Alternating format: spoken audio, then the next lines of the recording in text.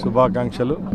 ఈరోజు రంజాన్ పర్వదినాన్ని పురస్కరించుకొని రాయచోటి పట్టణంలో వేలాది మంది మైనార్టీ సోదరులతో ఇక్కడ ప్రార్థన చేయడం జరిగింది.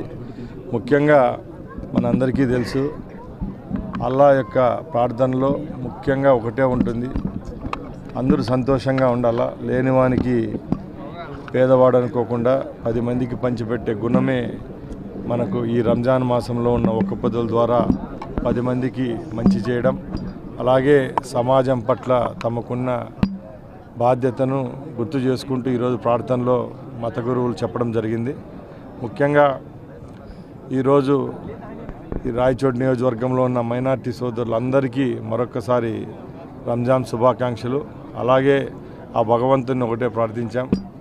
ముఖ్యంగా చంద్రబాబు నాయుడు గారు ముఖ్యమంత్రి అయిన తర్వాత మైనార్టీ సోదరులకు, ముస్లింలు అనే వాళ్లకు గత 3 పర్యాయాలు ముఖ్యమంత్రిగా ఉన్నప్పుడు ఎటువంటి సౌకర్యాలు అందాయో, పేద ముస్లిం మైనార్టీలకు ఈ ప్రభుత్వంలో ఇప్పుడు 4వసారి ముఖ్యమంత్రి అయిన తర్వాత కూడా ఏ పథకాలు అడుగంటిన వర్గాలకు అందించాలో అవన్నీ అందించేదానికి ప్రభుత్వం సిద్ధంగా ఉందని తెలియజేసుకుంటూ, అలాగే ఈ రంజాన్ను పురస్కరించుకొని ప్రతి ఒక్కరూ సుఖ సంతోషాలతో ఉండాలని అల్లాహ్ని ప్రార్థించు సెలవు తీసుకుంటున్నా.